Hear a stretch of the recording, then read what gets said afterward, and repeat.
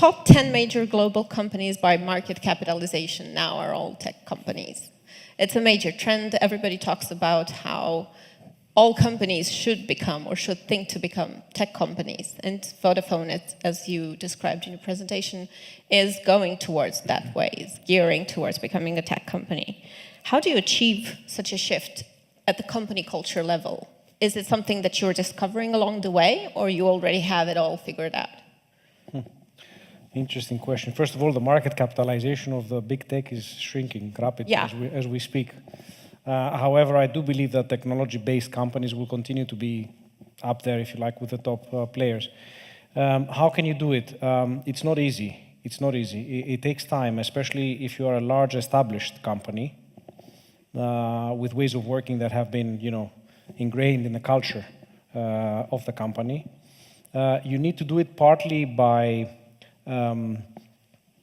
organically, but partly by force as well.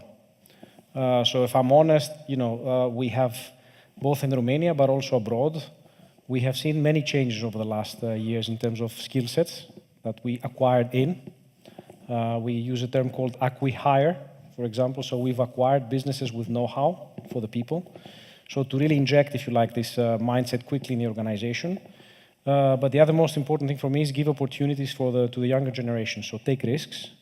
And we've taken quite a few risks, if you like, to promote people from within, younger people. We really do a lot of work with graduates, for example, globally. The mix of the two gets your culture shift. And the other thing for me is communication. You have to be, out there. You have to preach the whole time. You have to make people understand where we are going, what's needed, what's the direction, and you need to vividly demonstrate, if you like, that we're getting in this direction. So I think these are the things that I would put as priorities, let's say, in this change. Thinking about what you said about communication, your presentation has somehow led to the conclusion that services that you have been promoting, like 5G and so on, are also directed to the big players.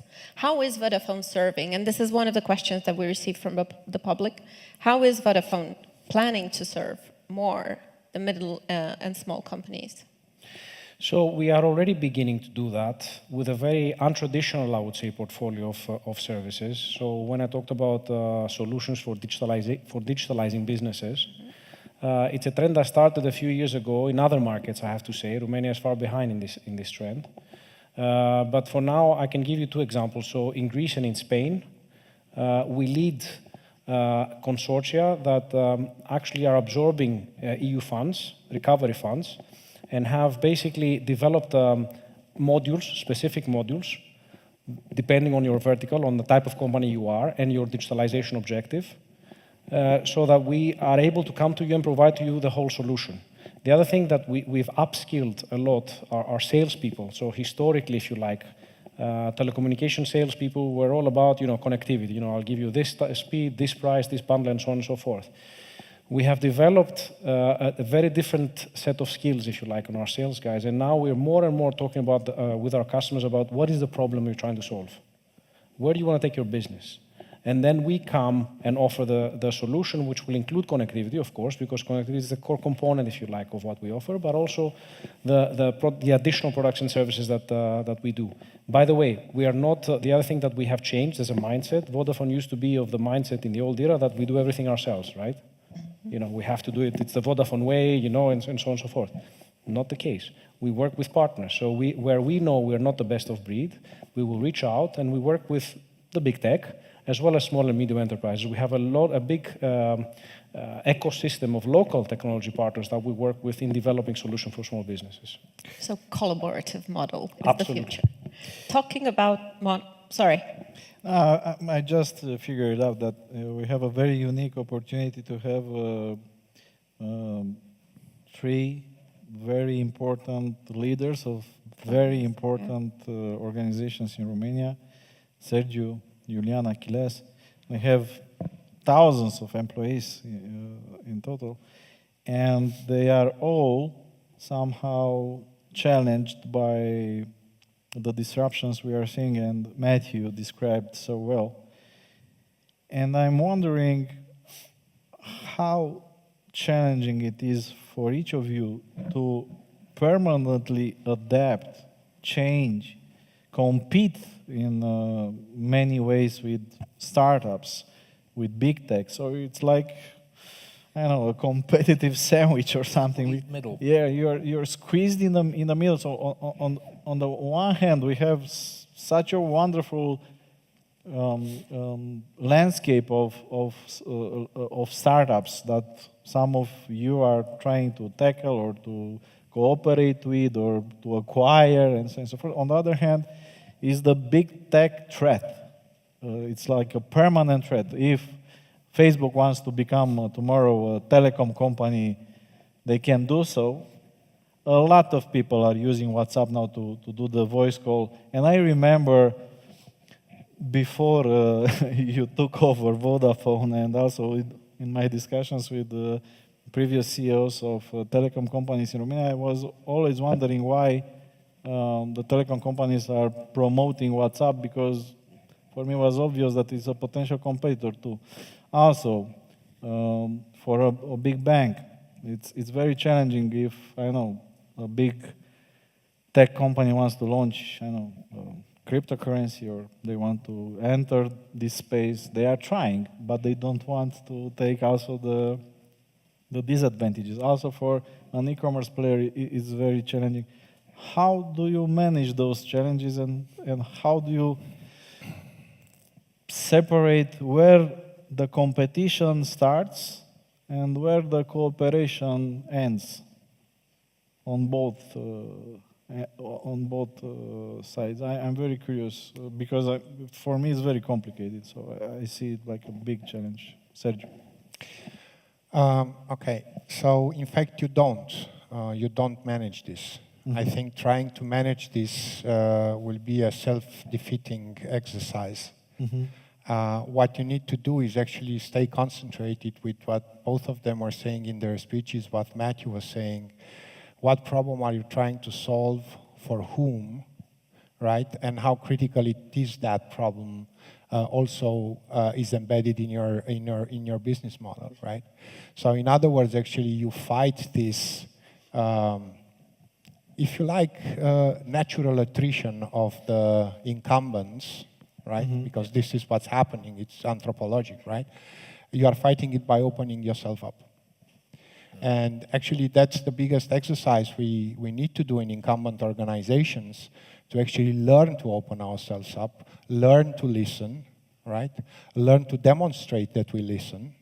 And in fact, creating, if you like, a strategic line, again, I go back to what Matthew was saying, out of creating a partnership ecosystem, which was mentioned actually by both Julian and Achilles in their speeches. It's, in my humble opinion, is the only way. I think incumbent organizations were too rigid for the last 500 years. In the last 500 years, basically all rigid incumbents died. And it's, seriously, right? And I'm talking economic, flexible, leaders of the pack at certain times in history. And one of the reasons for they did die was that they were not able, on one hand, to open themselves, and second, they are not having at least the aspiration, if not the courage, to disrupt themselves. That's basically how we are trying to. Disrupting yourself is like it's absolutely critical. Okay. And then obviously luck plays a huge role in this, right? So which taught at least myself another lesson. It's one thing to adapt yourself and try to be great functionally, but in fact that still means that you are trying to solve your own old problems. You are not trying to solve problems for someone else today. So at least allocate a part of the portfolio. Portfolio means time, right? Time of your colleagues, your best colleagues, or all of your colleagues, to actually learn, innovate, pose problems, and try to solve problems. So it's really a people matter. It's not a technology matter. Okay. Julian? What I will add is the idea of stakeholder engagement. Because in a business, you engage with different type of stakeholders. You start with usually with customers, which can be different type of customers. Can be, I don't know, retail, commercial customers, and so on. We have now genius, non-genius. So you can segment the customers on different ways. After that, you have employees, you have partners, which can be, again, segmented. You have the state, you have the communities, you have now the environment, and so on.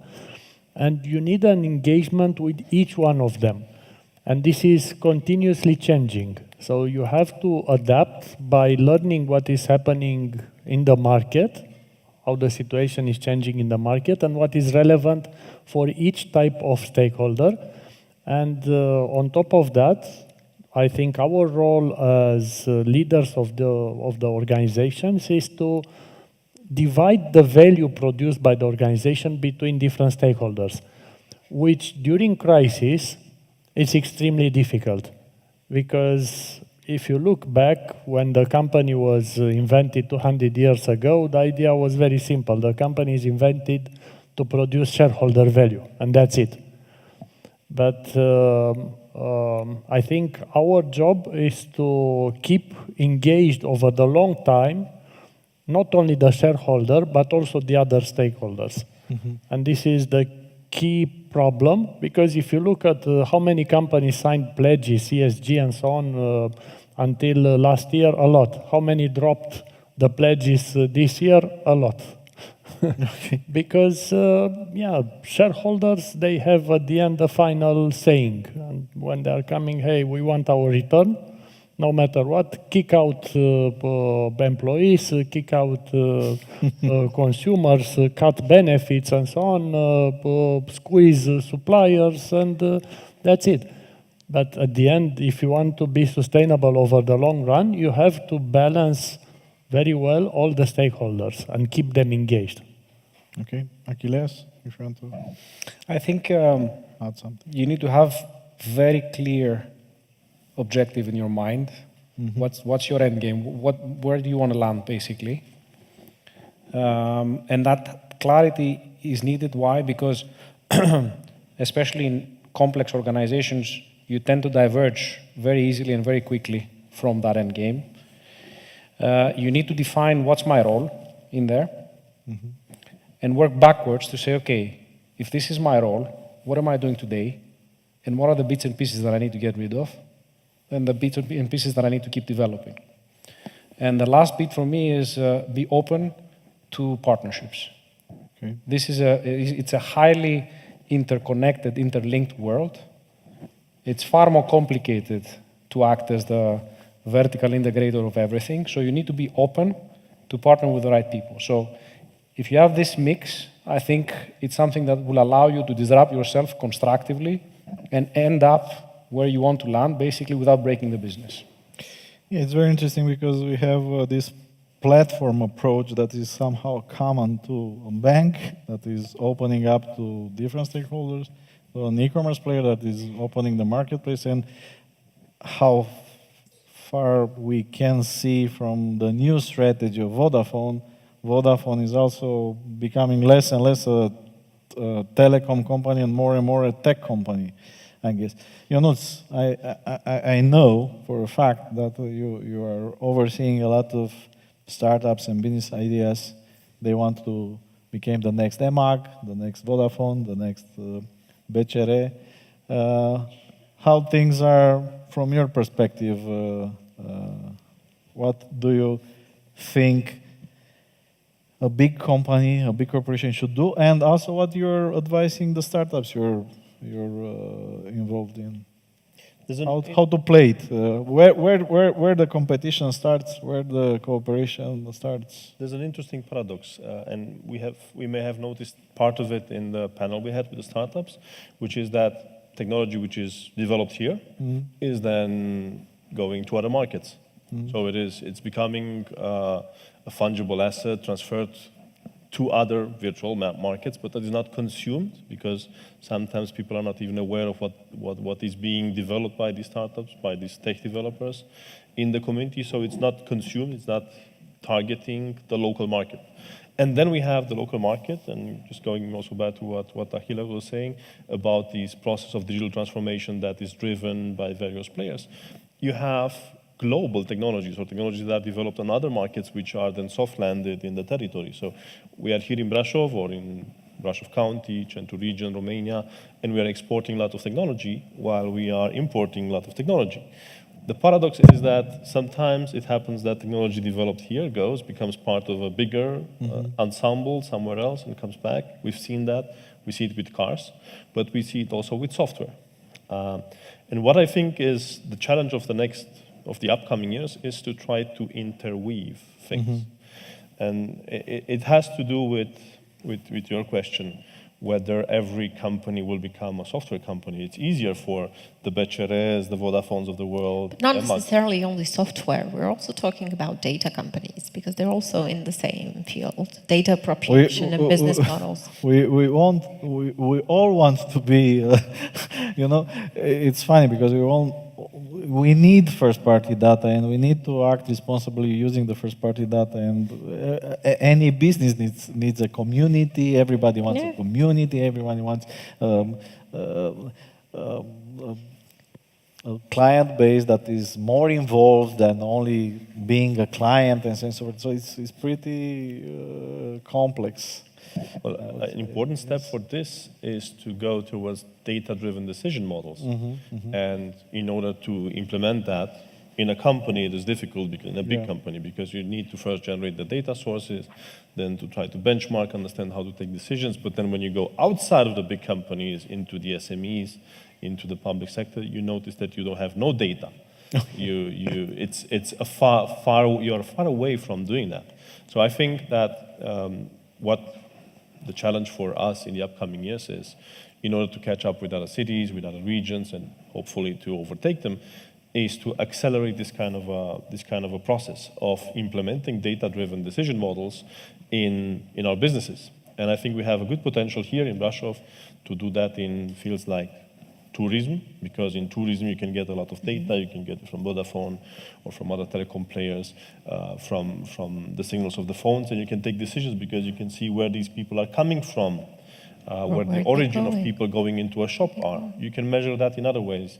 You can do that then in fields like smart city, which is a very used and abused word these days.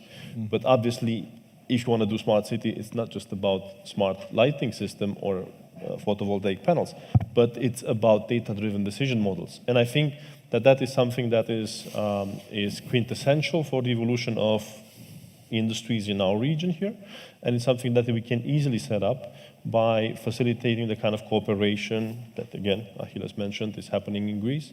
And I think it's a good opportunity to also mention that in a similar way we have now in our region the opportunity of making use of the model of the digital innovation hubs, which is a tool of the European Commission to accelerate the digital transformation of each region in Europe. And we are just now starting the process of supporting digital transformation of SMEs and public authorities in Centru region through a similar project here with a budget of almost 5 million euros. And we have universities involved in this, we have the city involved in this. So things will happen, and I really hope that people are open to become part of the change that's coming our way. We can sit here for hours, but the time is up already. I have one serious question, because both Ionuț and one question, and then we are. There's a funny question also for Sergio, but I will leave it. We are just trying to play a little game in the end because it's already late. So please do your. Okay, so one serious question and one funny one. Okay, so the serious questions comes for all of you, because both you and Julian threw kind of a ball at me with data-driven models and responsibility. All of the companies that you're representing should or ideally would implement responsible business models, especially considering the fact that you're all based on data appropriation. How do you aim to do that? Because at this point, technology has grown exponentially. humanity has not grown exponentially. Cognitively, intellectually, we have. But per se, human beings are pretty much the same as we've been 100 years ago. Healthier, smarter, I don't know, better dressed, healthier in terms of longevity as well. Yeah, I think this ethical business model and responsibility business model, it's a trend that is very interesting to see, and maybe also Matthew can add some value here. So is this a trend? Is this something that we will see in the next year? So clients will also decide to work with a bank that is more responsible compared with another bank, or just the profit or the best offer matters? You mentioned the word bank. Actually, I would have been interested to hear your notes and Matthew answering to the question, but you looked at me, so. Look, I think it's. I think functionality, it's a commodity, right? And by the way, no bank was the one creating an experience, right? It all started after the dot-com bubble, so we are 25 years late to the party. So what we can do is to offer seamless functionality, but we really need to take care that we follow the purpose. Some of us appeared, and that means taking care of the financial life and the financial health of the people, companies, and communities we are getting in contact with. That per se, it's about decision making. It's about education and decision making. I want the people who are coming in contact with us to have a better life and be better off. They will not be better off because I will be able to save 5 or 10 minutes in their lives. We are doing this already, but that's not enough. It's enough, it will be enough maybe one day when we are going to be able to fill in those 5 minutes we save with a conversation about how is your life, with the conversation how can we help you, and with a conversation about how is your decision-making process. I think for us, this is basically the path we are going to follow, but it's all about data, it's all about tech, and first and foremost, it's about people. Okay. Achilles? Yeah, I mean, sense of purpose is very important. And I've, in the telecoms space, I've lived the era, the change, if you like, between very basic purposes to real purposes. And I really believe that we, as a Vodafone, we say we connect for a better future. It's a purpose that, instills our culture through and through. And we take conscious decisions that are economically adverse as a consequence of our purpose.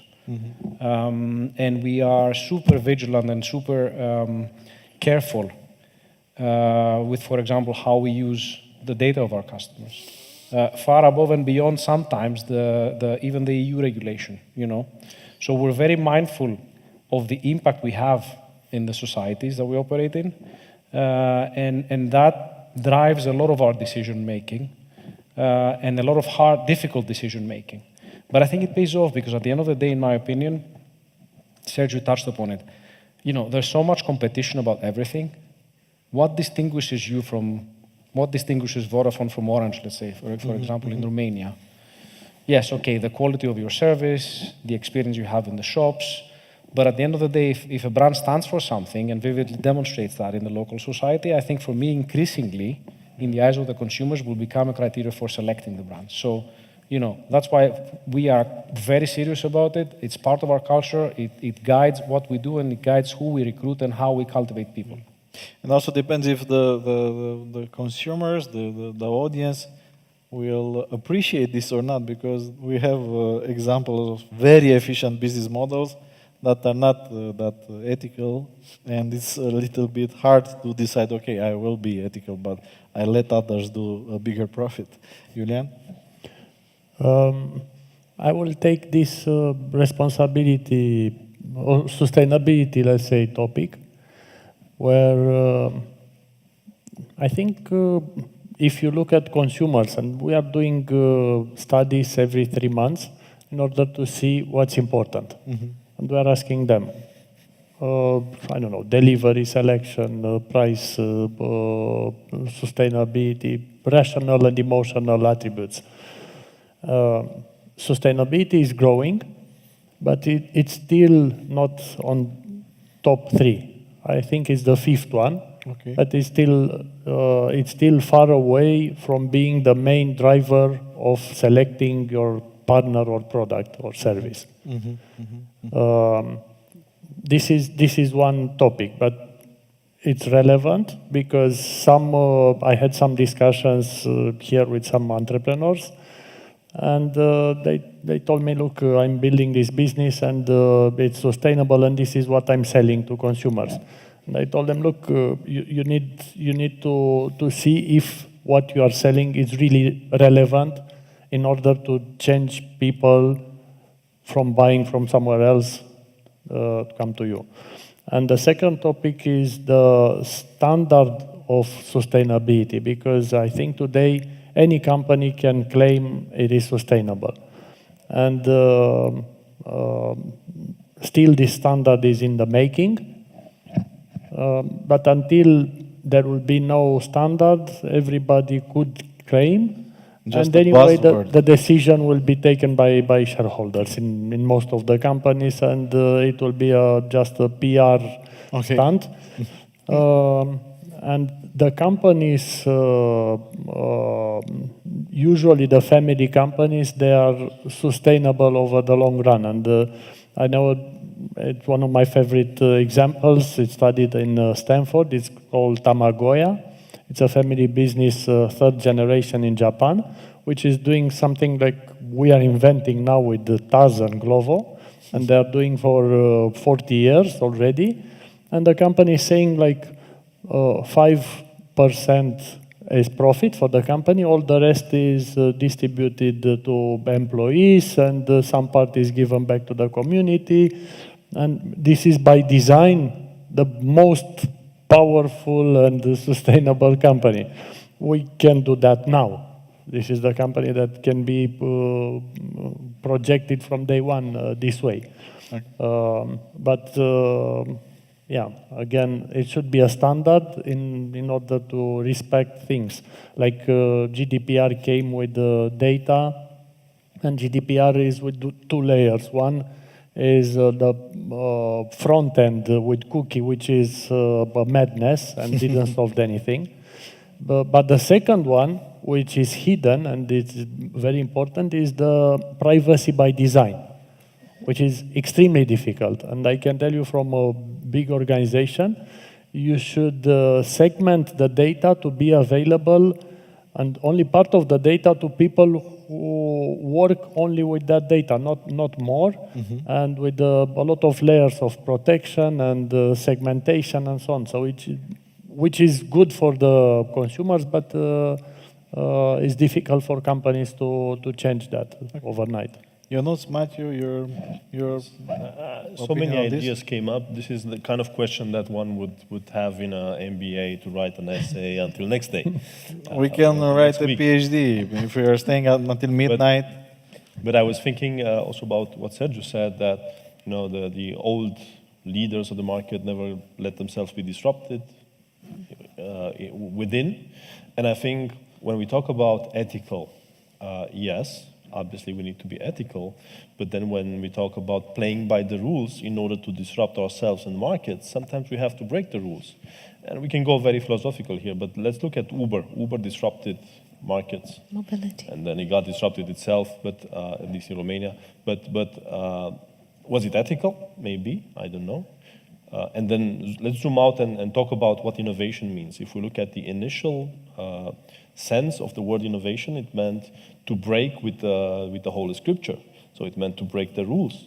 And now let's zoom a bit in, just a bit, to see where Romania is. We are last or behind the last one in digitalization, innovation, and so on in all the European benchmarks. If we're going to respect the rules, we're always going to stay in line.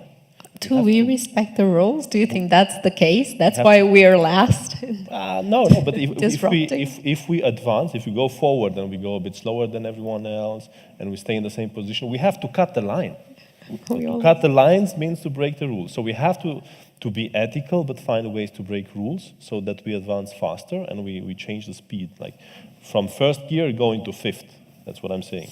And that's a bit breaking the rules because the rule is go first, second, third, fourth, fifth. We have to go first to fifth and do it really fast. And I think that's the challenge, and I don't know the answer because it's a challenge we have in our company as well. It's a small company, very small, 25 people.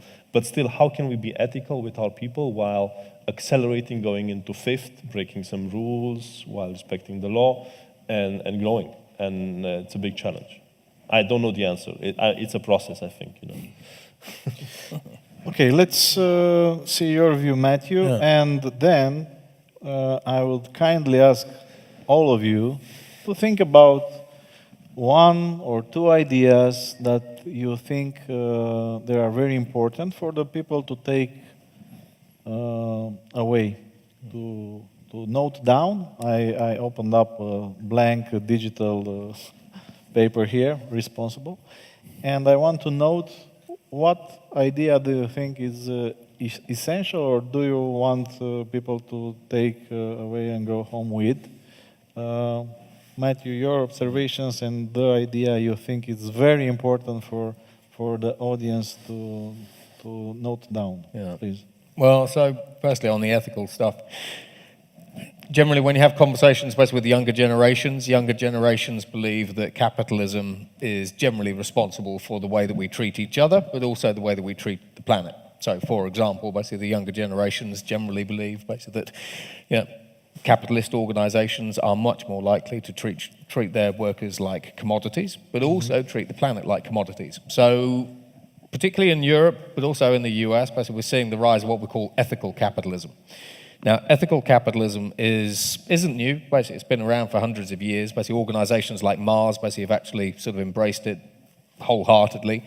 But this is based on the principle of, for every dollar that I invest within my business, how do I maximize the profit that my business can make, while also maximizing the benefit of that $1 investment to people and planet? Whether those people are within my business or external to my business, so communities, for example, and so on and so forth, or planet. Now, one of the other things that I sort of increasingly talk about is, I represent organizations that have about $50 trillion worth of assets under management. So organizations like BlackRock, UBS, Citigroup, Legal & General, those kinds of guys. And when we actually have a look at ESG, from an investment perspective, investors basically are now generally staunchly investing in organizations that are able to demonstrate that they have strong, purposeful ESG credentials, proper reporting and monitoring strategies, and so on and so forth in place. But when we actually have a look at sustainable business simply takes us to the point where we say, okay, we have already done an amount of damage to the planet, whatever it happens to be. So now that we are a sustainable business, we are going to stop damaging the planet, for example, or minimize the damage. So I continually argue, basically, and we see boards now, particularly in the Fortune 50, now starting to move in this direction, where we say, should we be talking about sustainable business, where we simply stop the damage that we've done to the planet? Or should we talk about regenerative business, where we start repairing the damage that has already been done to the planet? So, for example, reforestation. When we start having a look at lithium-ion batteries, for example, in Japan, Europe, and in the US, we're trying to actually eliminate cobalt and lithium from the lithium-ion batteries so that we don't need to mine it. So when we start talking about how we treat each other, basically, I typically think that organizations as well as individuals, we should be raising people up. So the companies that you work with should be your champions and sponsors that are there to help you succeed in whatever it is that you actually want to do. When we actually have a look basically at purpose-led businesses, again, younger generations basically typically want to buy from, work with, and work for organizations that are purpose-led, where these organizations are typically seen as being much more selfless. It's about other people, not us, putting communities first, and so on and so forth.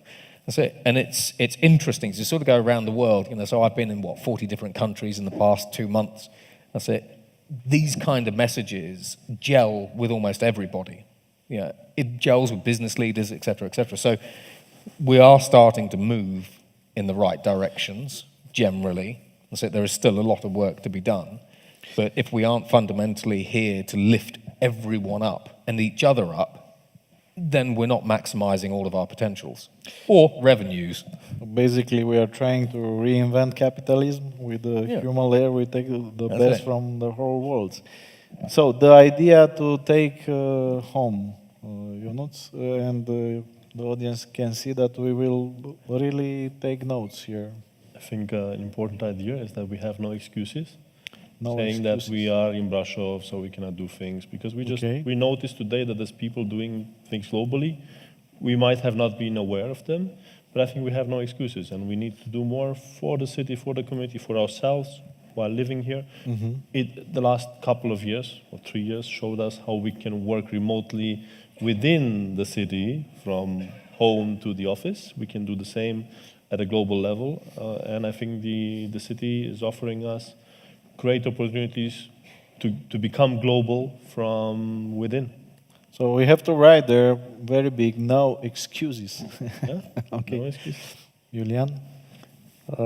I will take the idea from the discussion I had with Sergio and also with Sabine. The idea of hope. Hope. Yeah.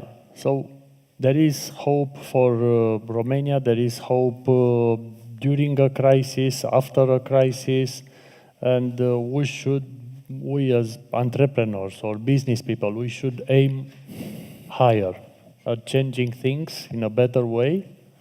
But we need to start with hope and positive attitude. Okay, so beep, Miorica. You can write there. Achilles, your idea to... Sure. Our colleagues are writing down the conclusions, so... Yeah, that's what scares me. So I'll stick with the one word theme that emerges from the panel. Okay. And I will address the small business owners, which is potential. There is a lot of potential in Romania. I have benefited from, living in 5 countries, working in 4 markets, and I can tell you, the pessimist in me says, my God, how far behind Romania is in the process of digitalization. But also, if I'm the optimist, I'm saying, my God, how much potential there is. And I will say that over the next 3 years, I would urge the small business owners to reach out. Technology is not expensive, it's not difficult, and it's quite disruptive. So reach out, there is help. Vodafone can help, other companies can help to really grasp that potential. Okay, so there is no too small business. It's important. Okay. Sergio. Well, I'll just build on what I just heard, so it's easier. We love to be integrators, as I said a little bit earlier. So I'll say that for me the key word is together, actually. Maybe the global village is somehow gone in terms of theoretical representation, as everybody talks today about polarization and globalism versus nationalism and so on and so forth. But in fact, I think it's time to build, and it's time to build networks of good, networks of purpose. If that means a better life, if that means a sustainable life, if that means all together, I think, together is my keyword of today. What I heard, what I learned today, and it's a personal expression, I think makes me better. And I want to thank you, and I want to thank you for it. A network of good, we are trying also to build with this project, IQ Digital. That is not only the summit, it's also the website, the video content we are producing, and it's an idea that started together in a friendly dialogue we have with the Becere team. Then very interesting as a process, basically Vodafone joined starting this edition because they liked the idea. I know it sounds like bullshit, but it's true. So basically, we didn't go and pitch the idea.